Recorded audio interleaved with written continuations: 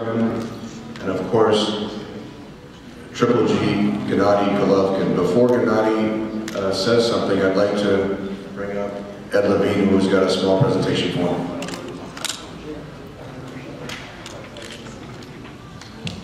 Come on.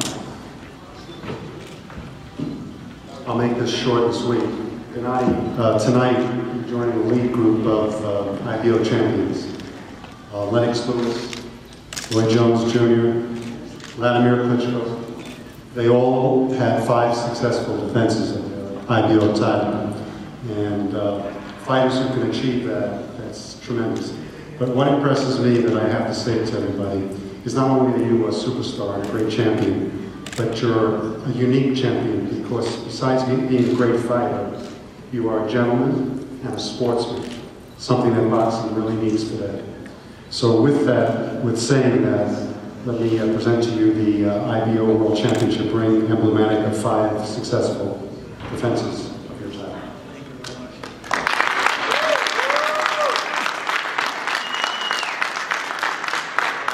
Thank you very much. Thank you very much.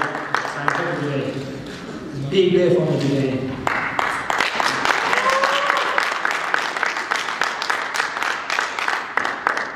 We'll be around to answer any questions that the media might have. Also want to acknowledge Aurelio is the WBA supervisor. This was the 8th title defense of the WBA title. Good night to everybody. WBA also wants to congratulate Golovkin. He made a great fight tonight, and also he demonstrated that he is a very good champion. He always, every fight he has been doing, he has improved, so congratulations.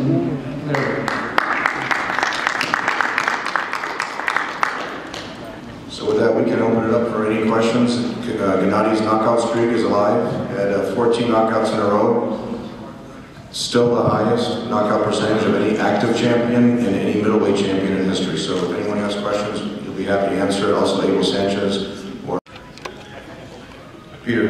Before the fight, a question to Abel. Before the fight, you were absolutely confident it will be easy fight. We spoke after the weigh-in, and you smiled just like Gennady smiling going into the ring, and he said it will be a lot easier fight than everybody thinks it will be. Why were you so sure? And what did you see from the beginning, which basically confirmed what you said 24 hours before? Because he wasn't sick. Because he was 100%. Because there's nobody from 154 to 168 that will stay 12 rounds with Gennady. So whatever Macklin would do, it would not matter? After the second jab, if you notice, Macklin's tactic completely changed. He was brave, but that was, like I said at the beginning, being brave was this detriment, was the worst thing that could have been for him, because he was going to try to fight. As soon as you try to fight this guy, a lot stronger than everybody understands. And that body shot was set up by a lot of shots on top that made Macklin, that was the plan, made Macklin hold his hands up and then kill the body. I didn't think it was going to be one shot, but it must have been a perfect shot. Thank you. To clarify that, Peter, it wasn't that Abel was saying it'd be an easy fight in terms of any disrespect to Macklin, or that he didn't have the quality to stick around with Gennady. It was the better opposition that the Gennady fights, the better fighter that you'll see in the ring, and that's what Abel's been saying for really the last 2 years. Like you said, he's been working with him for 3 years, so that's not taking anything away from Macklin, it's just the style. He knew that Macklin wasn't going to run away, he was going to be there and trade with him, and that's really what made it, style-wise, match up well for Gennady. This question was posed before you guys got here. Basically, someone asked if HBO has to be forced to put these middleweights in against you, like a guy, Darren Barker, whose promoter said he doesn't want to put him in there with you, or a Daniel Gale, who dropped his belt because he didn't want to fight you, and they're fighting in August. Do you think a performance like this forces HBO to put one of those guys in against you? You know, my performance right now is great. You know, preparation to just have this great time for my team, you know, from the coach, for the gym. It's not my problem. Just I work for it, but right here is right, and my focus right now middleweight. Just I want. We have to, based on that question, we have to give a lot of thanks to HBO. Without their help making this fight, it would never been made. As Lou said before the fight, it wasn't an excuse. Macklin really didn't want to fight him now. He wanted one fight beforehand and then fight him in the fall. But HBO really stepped up because they felt it was the right fight at this time to make for both Gennady and Macklin. And without their help, this fight wouldn't have been made. We also want to acknowledge Foxwoods Resort and Casino here in Connecticut. It's a great facility, and we had a wonderful time staying up here. Is Golovkin in some sort of contract with HBO for his fights, or can you work with Showtime in order to make a Peter Quillin fight? Because by saying you want Peter Quillin or guys like that, we all know he fights on Golden Boy and Showtime, so it's saying it really doesn't mean anything. Gennady fights exclusively on HBO. I think the Quillin fight can be made. Gennady's clearly above where Quillin's at right now. He's a much more popular fighter. He sells a lot more tickets. That's no disrespect to Peter. Peter's a great champion in his own right. He's fought at the Barclays Center before. He fights on Showtime. But if that fight's going to be made, it will be made on HBO because we feel they have a bigger budget and they get higher ratings. And with a performance like this tonight, we feel that if that fight's made, it will be on HBO. And you feel you're going to be that asset that brings Hirschman to work with Golden Boy again? If it's the right fight. We've had discussions, and if it's the right type of fight. I mean, look, they made Lennox Lewis and Mike Tyson before, and it was the similar situation. So if that fight, if Quillin continues to win, and if Gennady continues to win, they'll be on a collision course. At some point, they'll make that fight.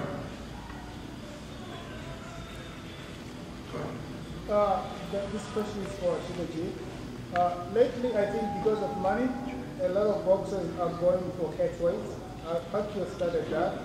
Are you willing sometime in the future to consider a catchweight fight with either Canelo Alvarez or Andy Ward when the time is right? No, seriously no. I like boxing because boxing is big class. No, just okay. Yeah, I'm a fighter, but I don't want to box. I like to box. I love to box. To clarify that, no, he feels that the divisions are the divisions. There's no reason to, if Andre is a 168-pound champion, then we'll fight him on 168. If Canelo's 154, or he wants to move up to 160, then we'll fight 160. There's a reason why they have weight divisions. To all three of you, do you feel that it's fair for your fighter as a team to have to move up or down when there's so many people in your division? I mean, it seems like HBO is getting as many super middleweights and middleweights as possible, clearly for Golovkin, but they also have an angle in pushing him towards Andre Ward. Is it fair for you and your fighter to have to move up to 168 to fight Ward? Yes, it's a big fight, but is it fair? I can answer that question because we've had a lot of discussions about that in the past. The priority is definitely for Gennady to stay at middleweight, and there's a lot more to prove at middleweight for him. There's a lot of champions like we just discussed. Matthew Macklin was one of the top names at middleweight, but there's a lot of other great names. With that being said, if there's a big fight at 168 or 154, a compelling fight that makes sense, he's willing to do that. Right now, we don't think it's the right time, but if there's a fight against the Canelo at 154, against the Mayweather at 154, or if Andre Ward, he's still kind of recovering right now from the injuries, but if that becomes a compelling fight down the road, then that would make sense. But it's only going to be a fight by choice between Abel and Gennady if they move up to 168. Now, Ward said tonight that he's ready for Golovkin, but that if we ask his team, that you'll say Golovkin needs 1 to 2 years. I mean, Abel can probably answer that better. I don't think Golovkin needs any time to fight anyone. I think a fight like that is a huge fight if it became a reality between Gennady and Andre Ward, but that's a fight that would take time just to make sense. And that's not backing out of the fight, it just wouldn't make sense at this particular time. Abel can answer that as well. You know, I'm not always politically correct, but I've told you in the past, you have to shame these guys into accepting the fight. They keep talking, but all they do is talk. Andre's got to come to the table, call down an offer. I say that consistently, call down an offer. There's a lot of fights that can be made, but all of a sudden they want so much money that it can't be made. So, shame. You guys have to shame these guys into fighting. All the names that you're mentioning are just talking. but the promoter is saying it's not the right time for a Ward fight. As Andre called it. This is the star right here. Andre needs to call Tom. We feel, I mean, and again, we went into this with the, I think the two-day series touched on it a little bit. We all have a lot of respect for Andre Ward. He's clearly the best 168-pound fighter out there. With that being said, a fight like that, where Gennady were to move up, it just takes time. It wouldn't make sense to move up right away and fight the top guy at 168 when he's still building his name at 160. You'll see with the ratings in the HBO campaign that they did around this fight that he's still building his name, and there's a lot of names at 160 that make a lot of sense. But that fight, if Andre stays at 168, that fight probably next year would make a lot of sense. It's not that he's not ready for it, it just wouldn't make sense from a promotional standpoint. Why would you shortchange more fighters when that fight could be a monster fight next year as opposed to rushing it? That's the part that doesn't make sense. Tom, question for you and Gennady. The nature of this fight being short, I know that you guys have maybe a date in November at the Garden. Gennady, is it your preference to fight before November and then get to that fight, or after that fight to complete your 5 fights this year? You know, there's good time for me in November. I can in September too. Maybe in September. No, I have time. I have preparation. Tom, your thoughts? We have the next HBO date is set for November. However, there are 2 other options in August and September that we'll weigh and decide which one makes the most sense for him. We still definitely want to fight 5 times this year. We wanted to make a statement this year of Gennady being one of the most active champions around. And if right now he has 3 fights, this was the 3rd fight on HBO, but the 3rd title defense this year. And the next HBO date would be November. However, if an opportunity came up in between then, he would definitely fight in between. Gennady, when was the last time you were hurt in a fight that you needed to recover from, that took you long to recover? Good question. Maybe after Olympic, final Olympic matches, because I lost. So never as a professional? You never No, felt never. That's easy fight. Every fight is easy for me. Chris, he's not talking about being physically hurt, he's talking about being hurt. Yeah. He lost the Olympic final. Right. Physically. Yeah, not physically. So you feel like you've never been physically hurt? No. Abel, do you worry about, you know, you see the short fight, the training camps. Do you have any concern about burning him out? You know, with all As this. a matter of fact, yes. Tom and I discussed that with Vienna. I've had to change my the way I spar him, the way I work him, just to make sure that we're not overdoing it because he is fighting so consistent. But we've made those adjustments in training camp. Can you speak to just any specifics of what kind of adjustments you might have made? Well, the rounds and the guys that he spars with, and I'm sparring him more with speed guys instead of the bigger guys that we're sparring with before. And he, unfortunately for him, he can't really work like he wants to because these guys are too small. But we're working more on, as you saw today, a lot more movement of his head, a lot more positioning, trying to get angles. So the speed guys kind of do that for us, and it keeps him from wearing out. Abel, congratulations. Thank you. Congratulations. How do you, when he's fighting these guys and just beating them so easily, how do you as a trainer, like Chris said, a long training camp, keep G from getting complacent and thinking it's all going to come so easy? And if you can answer that also. We do a lot of tactical work in the gym. We do a lot of tactical work in the gym.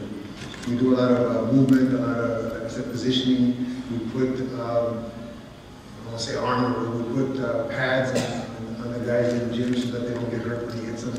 So, seriously. So, they work him hard and he works hard without trying to hurt him, but if he does happen to let go one, they have padding on him so that they... But can you keep him continuing to work that hard when the fights are coming so easy? He wants to. He wants to. He just, he's so motivated. He knows it's his time. Yeah, thanks. No, there's not that much vision. I think because different class. No, okay, I respect Matthew today. Just nothing to me today. Just because I'm in a different class. Dan, I can answer that from a promotion standpoint. When I started working with Gennady, he had so much pent-up frustration for not being able to display his talents and not being able to get in the ring and not being able to defend his titles as much as he wanted to. Now that he has that ability, he's willing to make the sacrifice. He understands at 31, he's still a young champion, but he's in the prime of his career. And if he really wants to make the statement of becoming one of the best middleweights ever, it's going to take activity and to fight, to defend the title often. One thing that's very unique about Gennady, besides the fact that he has such a marketable and likable personality outside the ring and such an attractive style inside the ring, but one thing that's unique about him is that he doesn't want to wait, or he doesn't have to wait. If HBO has a full schedule and they can't accommodate him, I mean, he had a great offer from Monte Carlo in March, and that's why we took that fight. And it was, you know, he had the Prince Albert in the ring congratulating him, putting the belt on him. I mean, how many fighters can say that? And that was, you know, we thanked Rodney Berman for putting that fight together. It was a tremendous fight. We have another fight offer now from South Africa. I mean, these are the type of fight offers that he has around the world. And the definition of being a world champion is not just fighting here in the States or in New York or wherever. It's he wants to fight around the world and fight the best fighters around the world, whether it's going to England, going to Australia, going to Europe, and that's really, you know, the focus is to fight here on HBO in the United States, that's clear, but when there's opportunities that make a lot of sense for his career, he'll take advantage of those as well. You know, as fight fans, we expect a lot from our champions, so clearly we already know want to know what's next. Being as though that his date is for November, are you guys looking to see what happens in August with Barker and Gil, or is Martin Murray a possibility? Because, and I say this only because Abel has told me numerous times that you guys submitted 25 names, so you basically know who HBO is going to accept and who they're not. It's not a thing where you have to wait. You know who they're going to take. We actually didn't submit any names. We just accepted all the names in middleweight. You know, it's like they were not used to it. When I went into the office with Gennady last year and with Max, he said he'll fight anybody, and it wasn't that he was stretching. You know, a lot of fighters say, "We'll fight," but then all of a sudden the financial conditions or the doping, whatever, there's always an excuse. With Gennady, it wasn't an excuse. I mean, Ludabella made a lot of sacrifices to make the fight with Macklin, and we made a lot of concessions on our side to make the fight a reality. But those are how these big type of fights get made. And when you have a champion like Gennady, we're willing to make concessions in order to further his career and make the fight a reality in the ring. And that's, I think, what sets him apart is the fact that he is willing to fight anybody. But in terms of an opponent for November? Oh yeah, getting back to that. So, I mean, the winner of Gil or Barker, I mean, you know, Daniel Gil has a title. It's not the title that he started with when he was forced to fight, or when he was supposed to fight Gennady, but I mean, he's still a great champion, and the winner of that fight is a reality, although it's my understanding that they have a mandatory coming up. But, you know, Martin Murray put on a great performance against Sergio. A lot of people thought that he might have won that fight over there in Argentina. So that would be interesting. It's just that Murray has had visa problems, but, you know, fighting Murray in England, that would be a possibility too, even though it's unusual for a champion to go to someone else's backyard. If that's a fight that makes sense down the road, he would do that, because that's a great fight as well.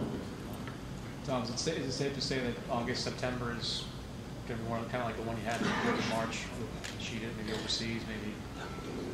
It really depends on, I mean, we have November, that's a great option on HBO, but if there's a different option that comes up, we would certainly take that, and then we can adjust the November date. So it really depends on what opportunities come up and if it makes sense, you know, for his career, because there's a lot of things that change constantly. I mean, Chavez was supposed to fight in June and in July and in August, now it's September 7th, and we're still not sure if he's going to fight in September. So a lot of things change in the middleweight division. So after a performance like this, I think it'll open up a lot of doors, and it certainly made HBO excited with the performance, and I know they were supportive before the fight, and they'll be 10 times more supportive after this fight.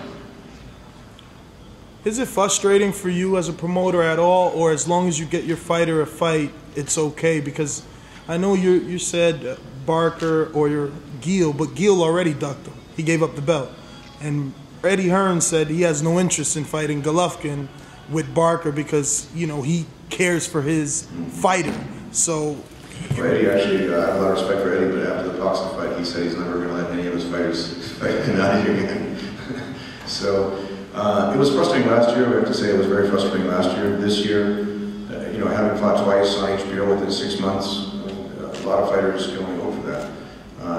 And making 3 title defenses, and each one of those, you know, financially were very rewarding for Gennady, and it was a great step in his career. And it's a situation now that I think this performance will open up a lot of doors. So the frustration was behind us last year. This year, you know, and Felix Storm ducked him for 2 years and pretty much did everything he could to avoid a mandatory. Daniel Gio, you know, gave up the title. But at some point, people are going to realize that he's the best middleweight champion, and he's becoming the most marketable middleweight champion as well.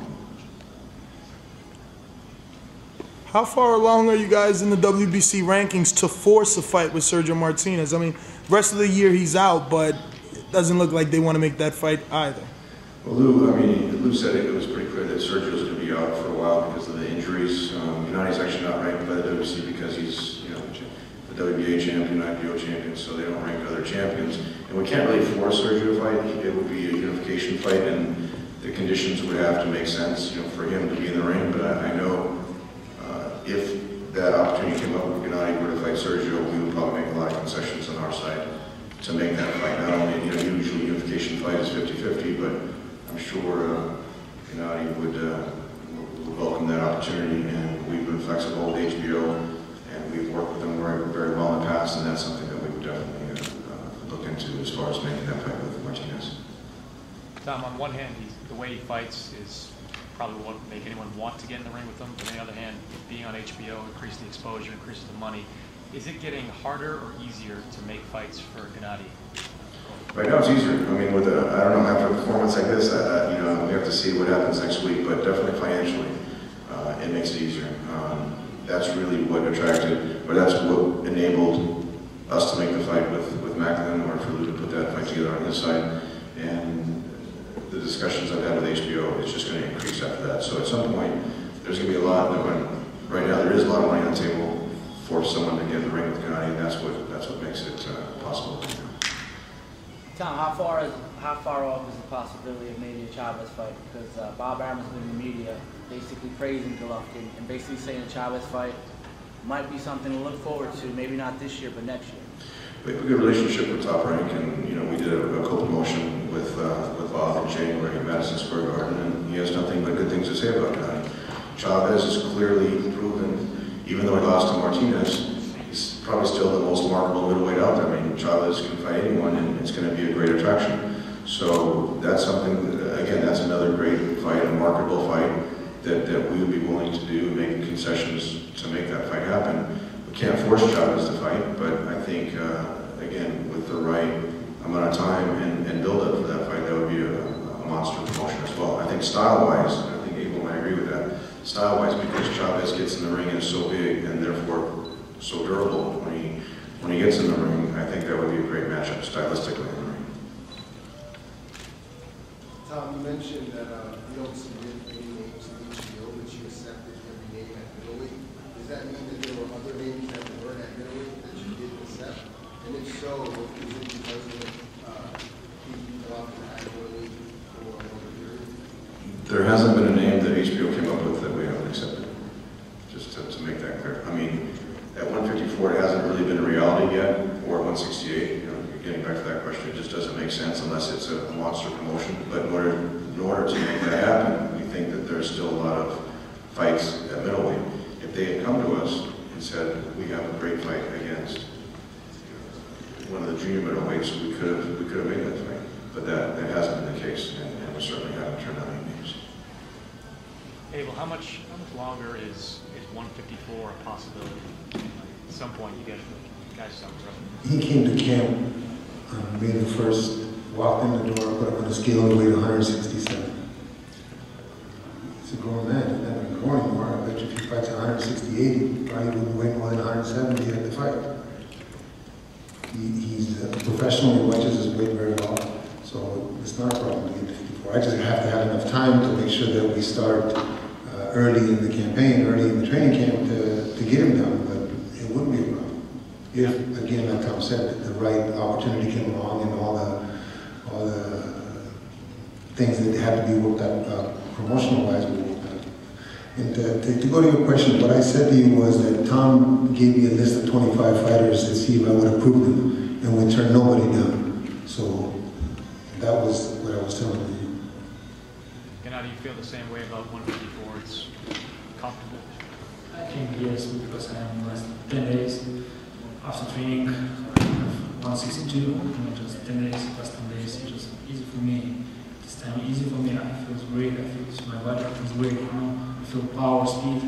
Yeah, I understand it's a different situation, just a different way, and maybe different speed and power, I think it's great, because the last 10 days, not 2 weeks, 10 days, I have 162.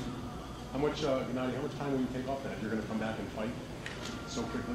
Take a month off the rest of the summer, or I mean, if you're fighting in August, it's not going to be that long. But oh, right now I'm going to Germany with my family. We're going to weekend. I think in August I'll come back. In August. Yeah. It's not for sure that he'll fight in August, and it's just that's an option, and if it makes sense, we'll look into that. Right now, he would be on schedule to fight in November, and then there's another fight in December for another fight. So that would be the 2 fights. But if there's an August or September option in between that, then we would look at that. But we'd like to give him at least a month off and then shoot for November. But if something compelling comes up involving HBO before that, we would certainly look at that. Tom, do you need the fight at 154 to make it feasible to other people that it's a reality? Like right now, Canelo is probably, you said he'd only go down for a big fight. That is the big fight. Outside of that, it would have been Cotto, but there's no way Cotto's going to take Golovkin on right now, and neither is Mayweather. So I was going to say Mayweather's a big fight at 154 too. Yeah, but he's not doing that. I'm just saying, I mean, that it would take a fight like that. It wouldn't make sense for him to go to 154 after being the middleweight champion and being so dominant middleweight, just to take an average fight at 154. It would have to be a compelling fight at 154, and it would have to be a compelling fight at 168. The reason why in January we were talking about moving to 168 for a regular fight was because we couldn't find an opponent to fight him, and that's why we had to give Gabriel Rosado a lot of credit, because he wasn't even on the table because he was a mandatory at 154. He had the guarantee to fight for a title at 154. And so he really didn't come in discussions until the end when he said that he would fight at 160, and then that's when we made that fight. It wasn't like we were looking for a smaller guy to fight at 154. He was the best name at that time, and it made sense at the Garden. I think that was a great fight, and, and he brought a lot of fans from Philadelphia for that fight as well.